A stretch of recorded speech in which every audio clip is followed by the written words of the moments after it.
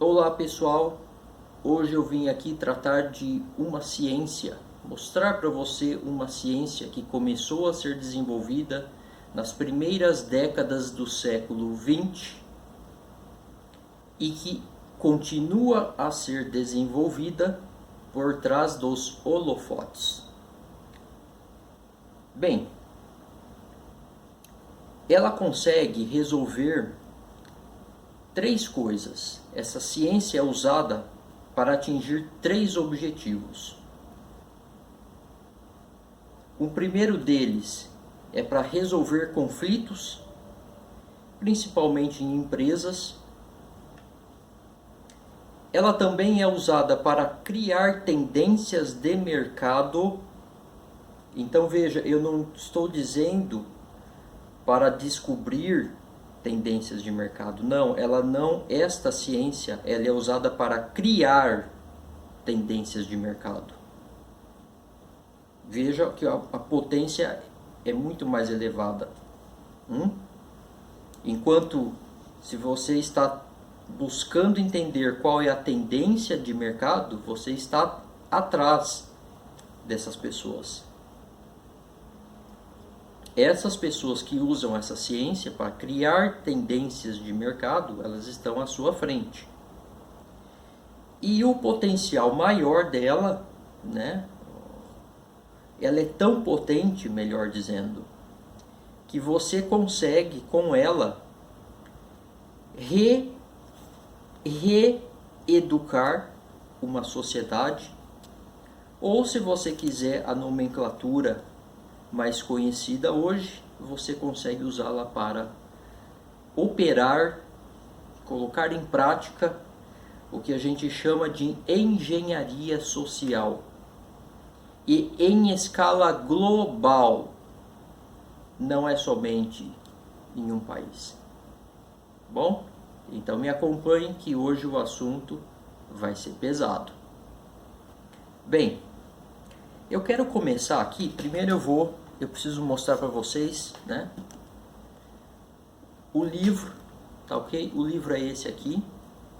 Vou segurar um pouquinho aqui para dar o foco.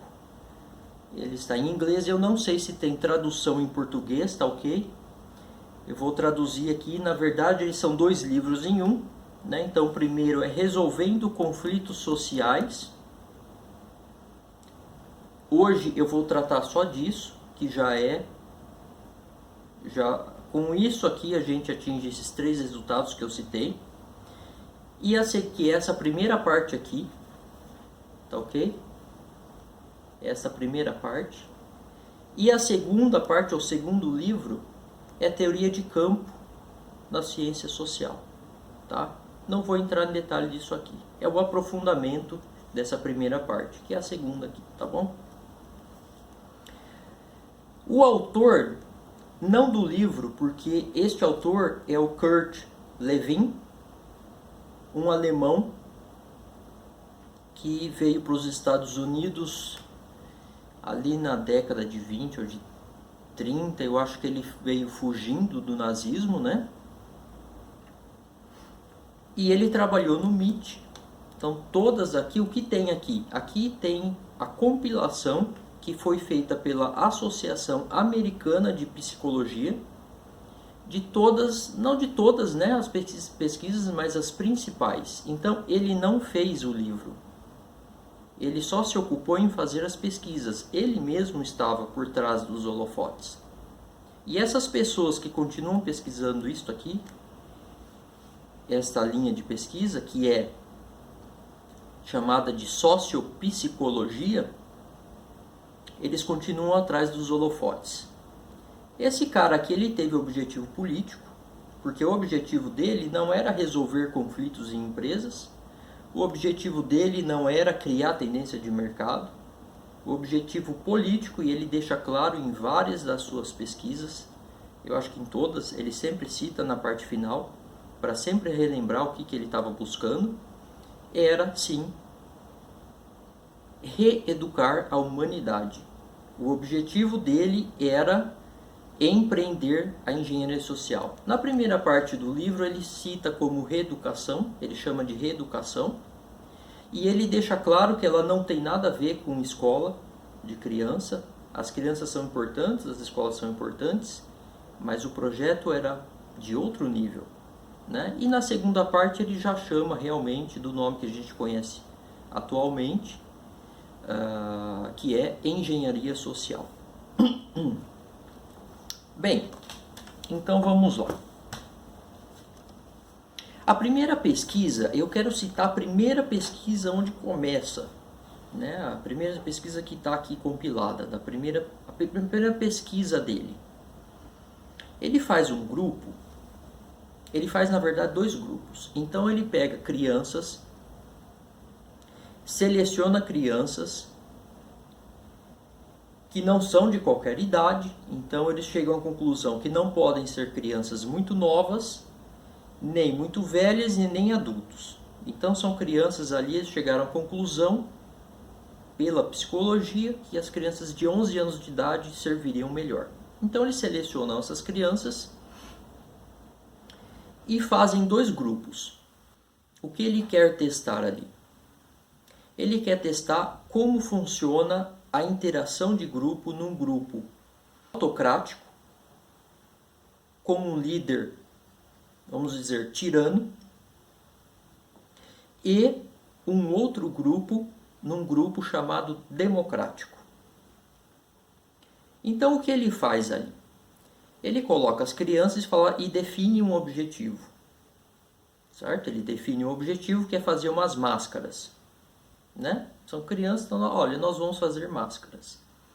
No grupo democrático, eles definem o objetivo e o líder vai tratar ali de manter o grupo engajado para fazer as máscaras, certo? Definiu claramente o objetivo e vai fazer. No autocrático, não. O líder, nós vamos fazer a máscara e nós vamos fazer o primeiro passo é esse, o segundo passo é esse, e tudo é cravadinho, certo?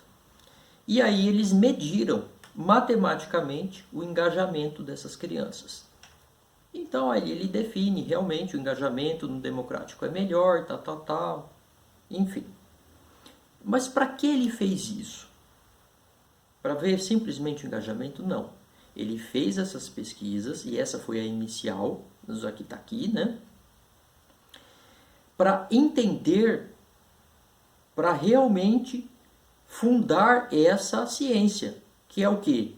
Porque tanto ele, como pesquisador, como outras pessoas, a psicologia já estava num bom desenvolvimento, eles entenderam que nós temos os fenômenos psicológicos, nós temos os fenômenos sociológicos, mas nós temos os fenômenos, nós temos o que pode se chamar de sociopsicologia.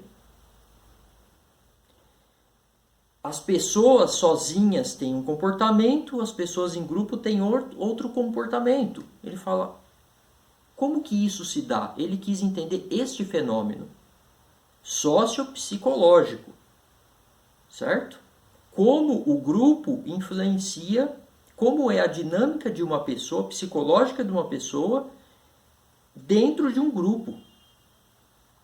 E você veja que o interessante disso é que ele já descobre uma coisa muito boa.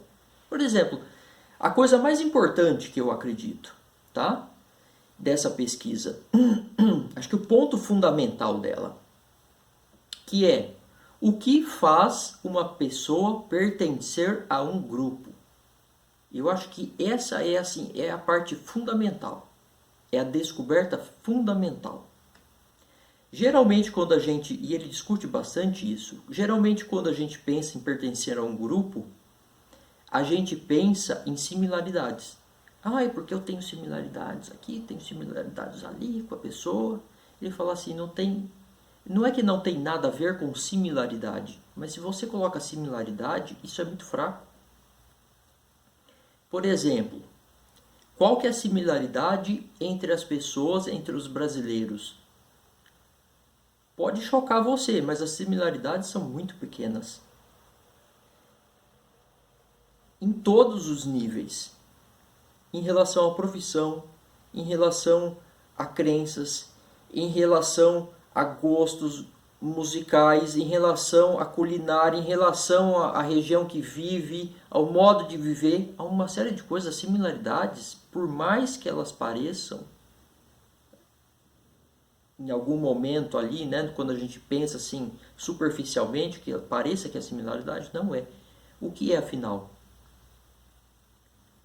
Eu vou citar um exemplo que aconteceu, eu estou gravando hoje no dia 24 de setembro de 2019, e há poucos dias atrás nós tivemos uns incêndios em florestas no Brasil, né, que foram muito citados, e houve uma manifestação internacional contra a soberania brasileira. E o que aconteceu? Os brasileiros se levantaram contra isso. Isso tinha a ver com similaridade? Não, não tinha a ver com similaridade. Com esse fato eu consigo trazer na sua mente o grande conceito que faz você pertencer verdadeiramente a um grupo. E é o quê? Você pertence a um grupo quando você compartilha do mesmo destino que as outras pessoas desse grupo de maneira inevitável. Isso é fundamental. Por exemplo, então imagine que venham forças internacionais e invadam o Brasil para impor, para pegar a Amazônia, não sei. Vai invadir, vai ter uma guerra, sim. Você é brasileiro. Você vai partilhar de tudo que acontecer naquela guerra com todos os outros brasileiros de maneira inevitável. Queira você ou não. Até mesmo brasileiros fora do país compartilhariam desses efeitos de maneira inevitável.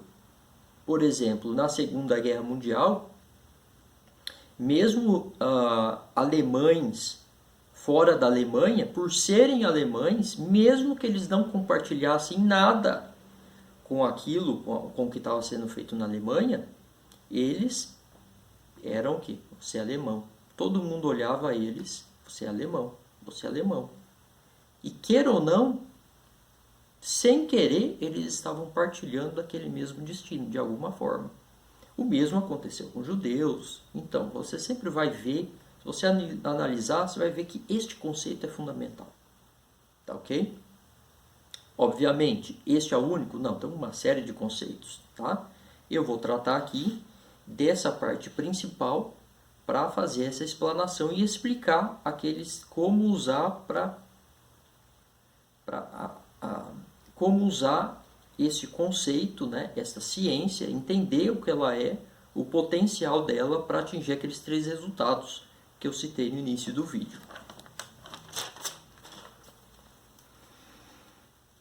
Bem, a primeira parte aqui que eu quero tratar, que é o primeiro resultado, que é o resultado, vamos dizer,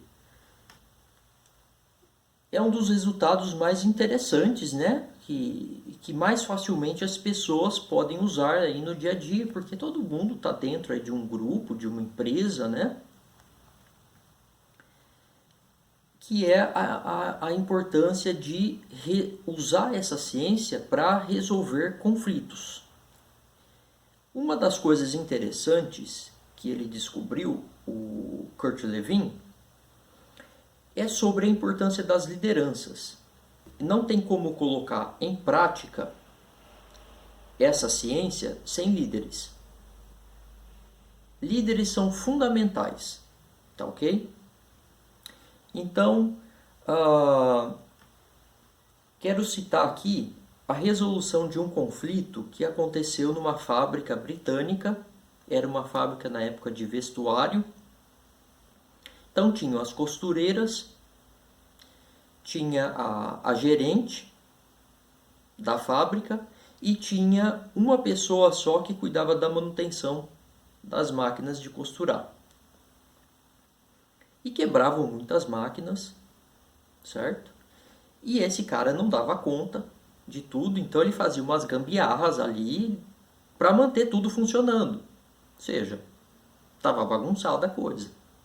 E começou a virar uma fofocaiada toda. No final tava ela chorando, essa gerente chorando, e com esse funcionário da manutenção, o mecânico ali também, super chateado com aquela situação, os dois querendo ir embora da empresa.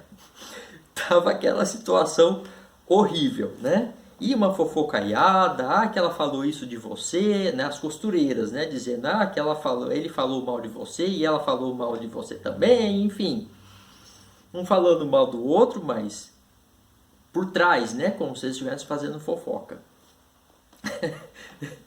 E eu achei assim, engraçado, né? Porque todo mundo conhece essas histórias, né? E o que eu achei interessantíssimo é que ele falou assim, e contando ali, né, como que se resolve. Não foi ele, foi outra pessoa. Depois eu vou te contar o porquê que ele nunca se meteu nessas coisas de empresa.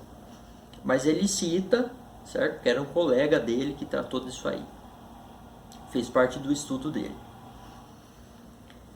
Então, como que eles resolveram? Como que esse psicólogo dentro da empresa resolveu a situação? Ele em nenhum momento ele juntou as pessoas em conflito. Isso não se faz. Outra coisa que ele não fez de jeito nenhum é perguntar como alguém deles estavam se sentindo.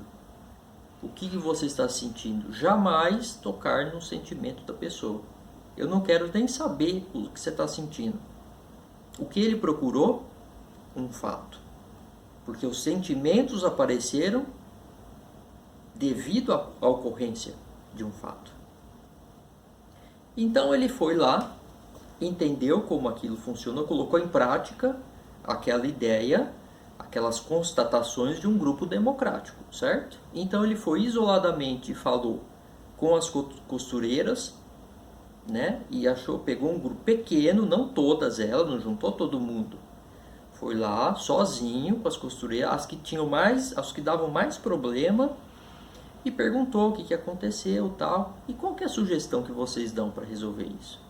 Tal, deu uma sugestão boa. Geralmente é isso que acontece, né? Lá de baixo surgem soluções muito boas.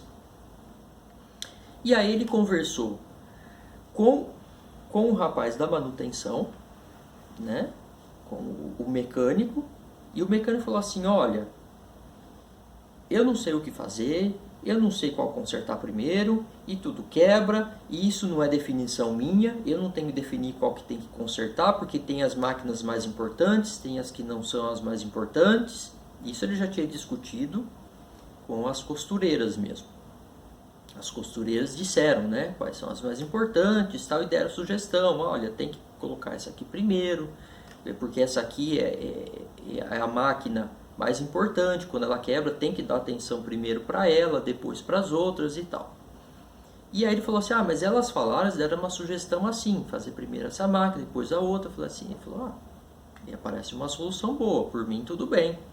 Eu só preciso saber, porque eu não sei o que eu faço, eu sei consertar e eu não quero estar lá. Eu quero estar aqui no meu espaço, da minha mecânica, trabalhando com as minhas coisas aqui, sozinho, fazendo o que eu preciso fazer. Entende? Esse é um outro ponto, o espaço vital da pessoa, né? Que ele descobriu. Um grupo está no espaço, o grupo está em algum lugar, as pessoas, nós estamos em algum lugar. E como que é esse lugar, né? Então ele também tem essa questão, ele trabalha detalhadamente cada coisa, coisas concretas, coisas reais. Aí por fim ele vai na gerente, né? E conversa ali, sempre sem tocar em questão de sentimento. Eles conversam sobre os fatos concretos. Olha, eu conversei com um, conversei com o outro, tal. Deram as seguintes sugestões. E você deve fazer essa conexão entre o grupo das costureiras e o grupo do mecânico. E a área do mecânico. O mecânico não quer estar lá, ele não quer decidir, ele não quer se meter nisso. Ele quer estar na área dele fazendo o que ele tem que fazer. Isso é uma decisão sua. As costureiras sugeriram tal coisa. O que você acha? Não desmereceu ninguém, percebe? Cada um no seu lugar, com a sua importância, sendo levado em consideração que pensam todos, porque todos têm a sua visão das coisas. E a manager falou assim, tá ok, eu topo, tudo bem. E ficou tudo ótimo, decidiu assim, resolveu o conflito. Não tocou em nenhum momento sobre assuntos, sobre sentimentos e nada. Resolveu o fato. Certo? Bom, nós temos assim inúmeras coisas para tirar daí. A principal é um grupo, apesar, ele é definido, um grupo é definido por esse destino em comum inevitável, tá ok? Uma das coisas que a gente consegue perceber disso é que quando algo atinge um do grupo, ele está atingindo todo o grupo. Por quê? Porque ele está atingindo todas as outras pessoas. Quando você faz parte de um grupo, você está sendo... Atingir uma pessoa, aquilo também te atinge. Isto também é pertencer a um grupo. Tem inúmeras outras características. Eu digo isso porque numa empresa, as pessoas falam assim, nós precisamos criar a cultura empresarial. Eu vejo muito isso, os livros que tratam sobre liderança, eles geralmente são livros muito superficiais. Porque nós temos que ter a mesma cultura, e porque nós temos que engajar os funcionários. E aí vem aquelas palestras de motivação. Aí o pessoal vai uma vez por semana encher a cara no happy hour, para estar engajado junto, para criar aquela coisa de amizade. Todas coisas superficiais. Ele trata disso. Esse autor já fala disso. Isso sempre foi comum, fazer esses truquinhos. Não quer dizer que proibir happy hour, não estou dizendo isso. Mas não é isso que vai fazer com que as pessoas, fazer com que se crie um grupo, com que as pessoas sintam que há realmente um grupo. Não é assim que você vai criar uma cultura na sua empresa. Uma cultura na sua empresa, partindo do objetivo dela, que você tem que criar essa cultura. Você consegue criar essa cultura partindo do objetivo da empresa. Qual é o objetivo da empresa? O objetivo da empresa, um deles é lucro, tudo bem, tá? É lucro, faz parte? Sim. É conseguir lucro. Como? Nós vamos oferecer tal serviço ou nós vamos ofertar tal produto. Com que qualidade? Aí você vai detalhando. Como a gente tem que atender o cliente? São objetivos. Não é meramente colocar ali como meta. Tá? Os objetivos têm que partir do objetivo final da empresa. A partir do objetivo final da empresa, você parte para os objetivos dos grupos internos.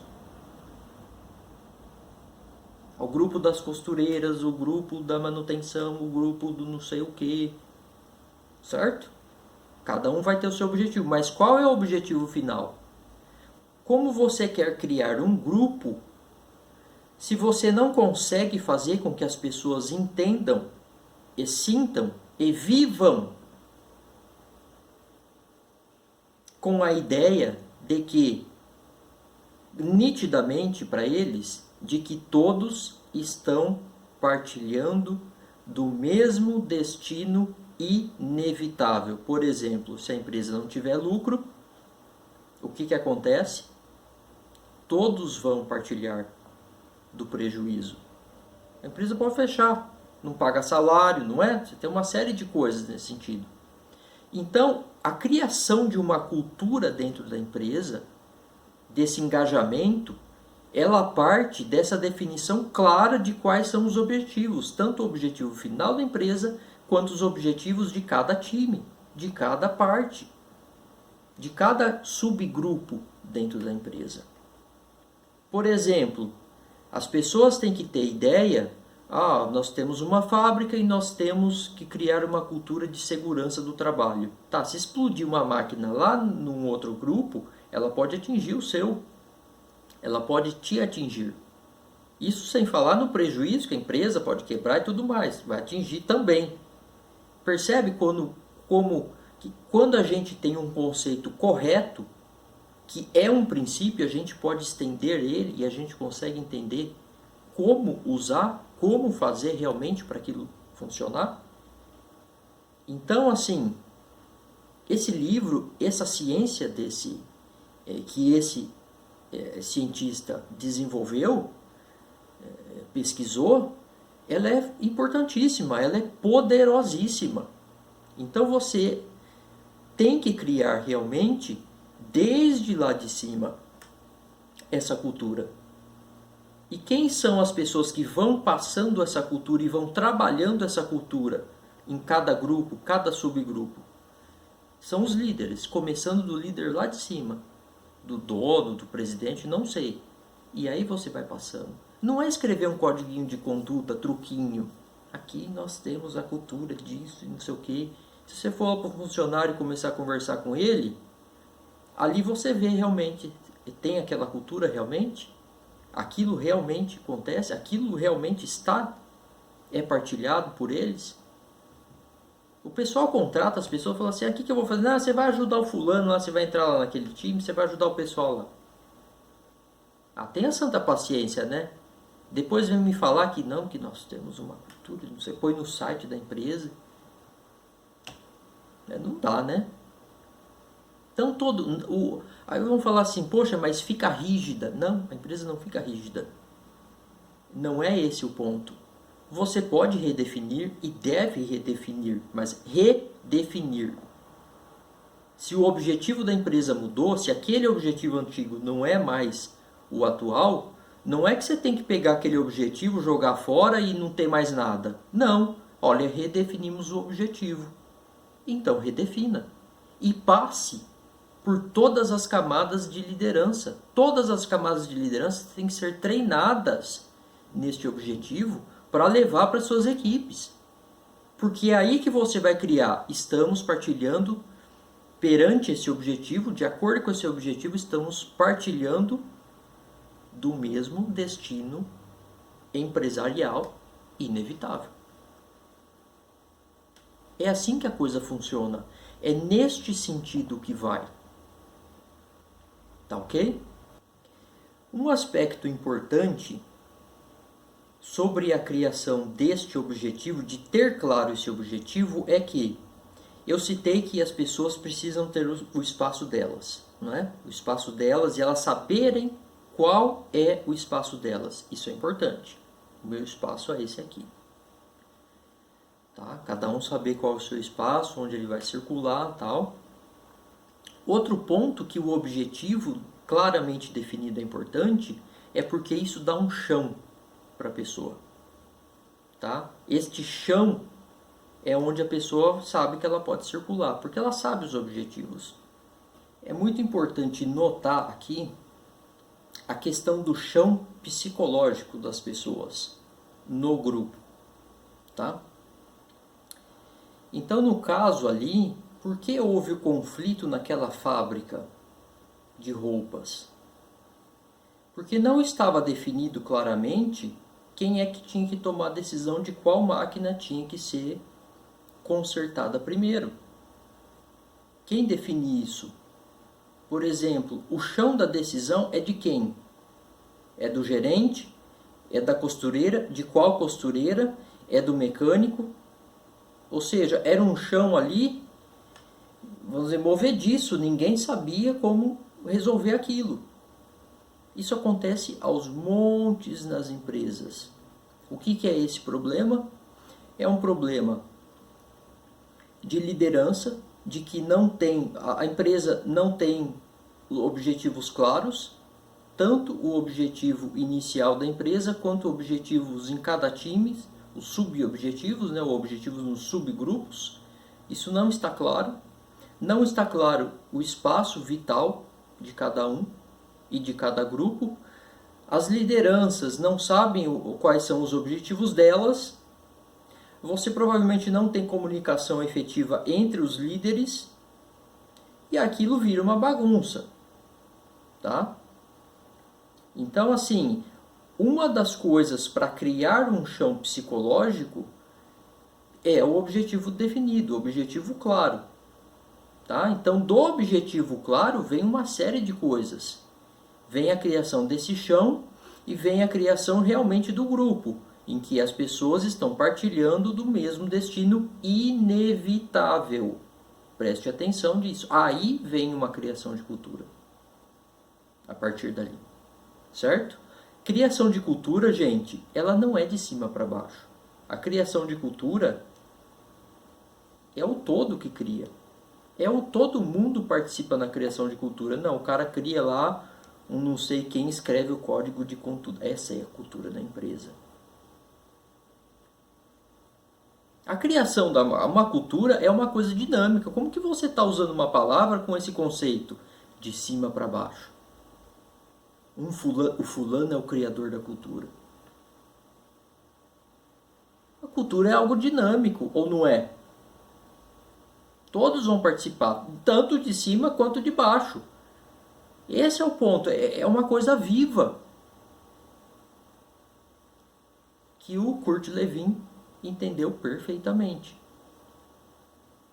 E que nós vamos, o que eu vou mostrar para vocês, onde que isso vai chegar. Chega ao ponto de você realmente conseguir desenvolver um sistema, né, uma técnica que consegue criar tendências de mercado e consegue, inclusive, fazer, com ela você consegue trabalhar a reeducação ou a engenharia social. Então, olha o nível da coisa, né? Essa técnica, nos seus detalhes, dentro das empresas, isso vai longe. Vou parar por aqui, tá? Já viu que o vídeo ficou um pouquinho longo. E no próximo vídeo eu volto e vou tratar da criação de tendências. O grande ponto não é você descobrir as tendências de mercado. Porque se você está descobrindo as tendências, eu descobri a tendência do mercado. Você descobriu a tendência que foi criada. Mas alguém a criou. Como você cria tendências de mercado? No próximo vídeo eu vou tratar de uma tendência de mercado que foi assim simplesmente espetacular na profundidade e nos resultados. Foi uma coisa assim, eu vi isso acontecendo e eu vou contar para você no próximo vídeo. Até lá!